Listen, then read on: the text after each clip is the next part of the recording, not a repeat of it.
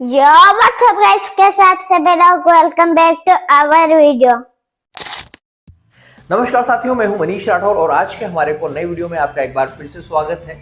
आपने देखे होंगे कि हमारे इस YouTube चैनल पर कई सारे वीडियोस मैंने रियल एस्टेट की रिगार्डिंग डाले हुए हैं। कहीं मैंने मकान का वीडियो डाला हुआ है, कहीं प्लॉट का वीडियो डाला हुआ है। कई सारे लोग ने मकान लिए भी हैं, प्लॉट्स भी लिए हैं। और साथ ही एक बात और बताना चाहूँगा कि बहुत सारे लोगों को ये डाउट रहता है कि जब भी मेरे पास कोई प्रॉपर्टी खरीदने के लिए कोई कॉल आते हैं, मैं विजिट करवाता हूँ, जब भी मैं प्रॉपर्टी खरीदवाता हूँ तो कुछ लोग ऐसे भी होते हैं जो कि पहली बार उस प्रॉपर्टी को खरीद रहे हैं। कई सारे लोग नए नए होते हैं, डरे हुए होते हैं और ऑब्वियसली पहली बार कोई चीज़ इतना बड़ा हम लोग काम कर रहे हैं तो थोड़ा सा डर तो मन में होता ही है। तो आज का वीडियो रियल एस्टेट से रिलेटेड ही होने वाला है और आज की इस वीडियो में मैं आपको बताने वाला हूँ कि जब भी हम कोई प्रॉपर्टी खरीदते हैं पहली बार तो किन किन स्टेप्स को हमें फॉलो करना चाहिए। और थोड़ा सा पहली बार जब आप इस वीडियो को फॉलो करेंगे तो आपको ये प्रोसेस थोड़ी सी टफ लग सकती है, लेकिन जब आगे आप और भी प्रॉपर्टीज खरीदेंगे तो आप इस चीज़ से गो थ्रू हो जाएंगे, आपको समझ में आ जाएगा कि कोई प्रॉपर्टी खरीदने का पूरा के पूरा प्रोसेस क्या होता है। यदि आप पहली बार हमारे चैनल पर आए हैं तो चैनल को सब्सक्राइब जरूर कीजिएगा और वीडियो यदि आपको थोड़ा बहुत भी इन्फॉर्मेटिव लगता है तो इस वीडियो को लाइक कीजिएगा और अपने फ्रेंड सर्कल में इस वीडियो को ज़रूर शेयर कीजिएगा ताकि उन लोगों को भी ये बात पता चले जो लोग प्रॉपर्टीज़ खरीदना चाहते हैं, क्या क्या स्टेप्स होती है, उन स्टेप्स को आपको फॉलो करना चाहिए। चलिए इस वीडियो को हम लोग स्टार्ट करते हैं। दोस्तों, घर खरीदना एक बड़ा डिसीजन होता है और यदि आप पहली बार घर खरीद रहे हैं तो ये प्रोसेस थोड़ी सी टफ हो सकती है। इस वीडियो में मैं घर खरीदने की या कोई प्रॉपर्टी खरीदने की पूरी प्रोसेस स्टेप बाय स्टेप बताने जा रहा हूँ। चलिए स्टार्ट करते हैं। सबसे पहले हमें अपना बजट और जो भी ज़रूरतें हैं, जो भी रिक्वायरमेंट्स हैं, वो हमें पता होनी चाहिए। आपका बजट आपको डिसाइड करना चाहिए घर खरीदने के पहले कि मुझे इसी बजट में अपना मकान खरीदना है। कितना इन्वेस्टमेंट करना है ये भी आपको पता होना चाहिए। साथ ही घर खरीदने के पहले आपके पास में डाउन पेमेंट की व्यवस्था होनी चाहिए। होम लोन और जो भी एक्स्ट्रा एक्सपेंसेस हैं उसके बारे में आपको पता करना चाहिए। आपकी जो भी रिक्वायरमेंट्स है आपको क्लियर होना चाहिए कि घर कितना बड़ा हो या कौन सी लोकेशन पर हो। घर हमें अपार्टमेंट में लेना है, किसी बिल्डिंग में लेना है, या फिर हमें इंडिपेंडेंट हाउस चाहिए। आसपास स्कूल, हॉस्पिटल, मार्केट, ट्रांसपोर्टेशन की जो फैसिलिटी होती है वो वहाँ पर आपको चाहिए या फिर नहीं चाहिए, वो भी आपको पता होनी चाहिए।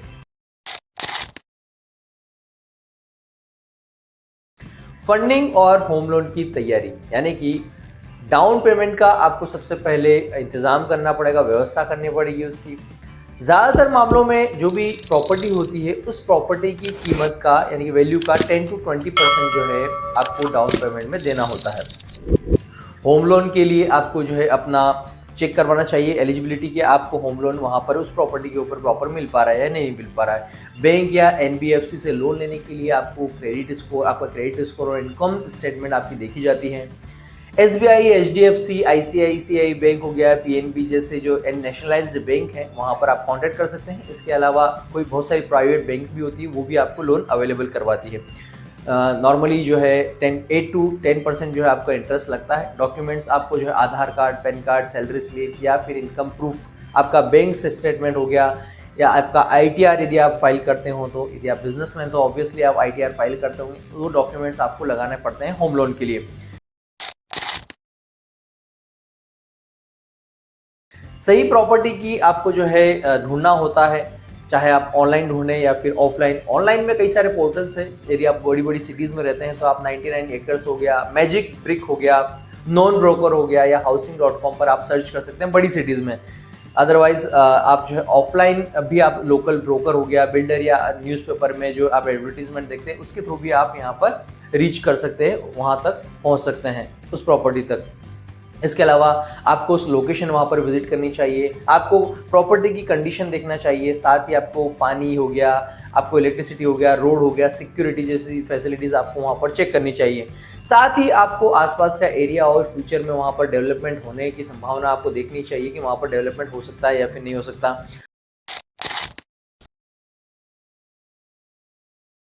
प्रॉपर्टी वेरिफिकेशन और डील आपको फाइनल करनी होगी, उसकी क्या प्रोसेस होती है। प्रॉपर्टी के डॉक्यूमेंट्स की आपको जो है जांच करनी चाहिए, इंक्वायरी प्रॉपर करनी चाहिए, और टाइटल डीड यानी कि जो मालिकाना हक सही है या फिर नहीं है, जो हमको मकान सेल कर रहा है उसको, वो भी हमें चेक करनी चाहिए। एनओसी हमें देखनी चाहिए, बिल्डर या फिर प्रॉपर्टी मालिक जो होता है, ओनर होता है, ने सभी मंजूरी ली हुई है या फिर नहीं ली हुई है, परमिशंस ली हुई है नहीं ली हुई, वो भी हमें चेक करनी चाहिए।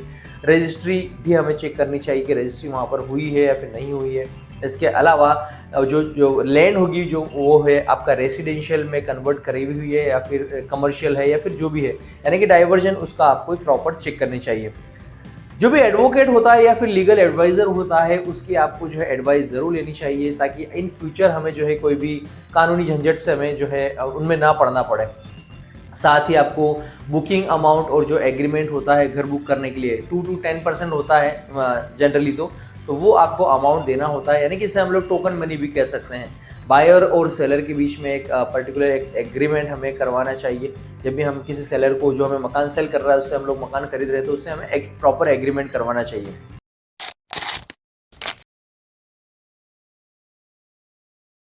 होम लोन अप्रूवल और रजिस्ट्रेशन, इसकी हम लोग बात कर लेते हैं। बैंक से हम लोग जो है होम लोन अप्रूव हमें करवाना चाहिए। यदि हम लोग होम लोन ले रहे हैं तो पहले पूरा के पूरा हमें क्लियर करना चाहिए। लोन अप्रूवल के लिए बैंक प्रॉपर्टी वैल्यूएशन और जो भी एक्स्ट्रा इंक्वायरी करता है उसके लिए। इसके अलावा आपको अप्रूवल के बाद में बैंक सीधे जो है या तो आपके या फिर बिल्डर के, जैसा भी वहाँ पर आपको बताया जाता है, उसके अकाउंट में डायरेक्टली ट्रांसफ़र कर दिया जाता है। कई सारे बैंक जो होते हैं वो जो सेलर होता है उसके अकाउंट में डालते हैं, कुछ बायर के अकाउंट में डालते हैं, ऐसा भी होता है, तो वो बात आपको क्लियर करनी चाहिए। साथ ही जो रजिस्ट्री का अमाउंट होता है वो अप्रॉक्स 8 to 10% के आसपास होता है। अलग अलग जगह पर अलग अलग रजिस्ट्री के चार्जेस लगते हैं, वो भी आपको क्लियर करना चाहिए। रजिस्ट्री के बाद आपको जो वहाँ पर मालिकाना हक जो होता है, यानी कि वहाँ पर रहने की आपको परमिशन दी जाती है, तो वो भी आप क्लियर कर लें, जो भी आप सेलर होगा, यानी कि जिसे हम लोग पोजीशन भी बोल सकते हैं। पोजीशन लेते समय हमें ध्यान देना चाहिए कि जो कब्जा, यानी कि पोजीशन लेते समय जो भी हमने बात करी थी सेलर से, वो सारी की सारी रिक्वायरमेंट्स या जो भी प्रोमिसेस थे वो क्लियर किए हैं या फिर नहीं किए हैं। घर में इलेक्ट्रिसिटी, पानी का या फिर मेंटेनेंस और एक्स्ट्रा जो भी फैसिलिटीज़ थी वो पूरी मिल रही है फिर नहीं मिल रही है। और एट लास्ट हम जो है सारा का सारा वहाँ पर पेमेंट क्लियर कर लेते हैं। क्लियर सारा एक्चुअली होता तो ये है कि सारा का सारा पेमेंट होने के बाद ही जो सेलर होता है वो हमें वहाँ पर रहने की परमिशन देता है, यानी कि जब तक आप पूरा पेमेंट नहीं करेंगे तब तक वैसे भी रजिस्ट्री वो नहीं करवाने वाला है। और इसके अलावा जो है ये जो प्रोसेस है, आपको पूरी थोड़ी सी, यदि आप पहली बार घर खरीद रहे हैं या कोई प्रॉपर्टी खरीद रहे हैं, थोड़ा सा आपको लंबा प्रोसेस लग सकता है, थोड़ा सा टफ लग सकता है। इसके लिए आप कोई लोकल ब्रोकर या फिर लीगल एडवाइज़र की आप जो है एडवाइस ले सकते हैं।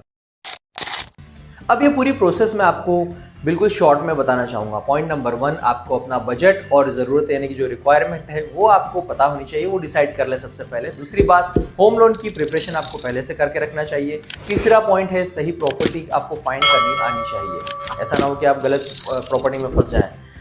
जो भी डॉक्यूमेंट्स है, जो भी आपका लीगल एडवाइज़र से मिलकर आपको पूरा का पूरा क्लियर करना चाहिए, बात करनी चाहिए। होम लोन अप्रूव करवाना चाहिए। इसके बाद आपको रजिस्ट्री वगैरह सब कुछ करवाना चाहिए। पोजीशन लें, पूरा पेमेंट करने के बाद आप पोजीशन लें, शिफ्ट हो जाए वहाँ पर। और इसके अलावा यदि आपको कोई प्रॉब्लम आती है तो इस वीडियो के नीचे आप कमेंट करके मुझे बता सकते हैं। कुछ और पूछना चाहते हैं तो आप मुझे इस वीडियो के नीचे कमेंट करके बता सकते हैं। आई होप कि ये वीडियो आपको पसंद आया होगा। ये वीडियो आपको पसंद आता है तो वीडियो को लाइक और शेयर जरूर कीजिएगा। और इस वीडियो में फिलहाल इतना ही, फिर से मुलाकात होगी एक नए वीडियो के साथ, नए टॉपिक के साथ। Thank you very much. जय हिंद, जय भारत, वंदे मातरम।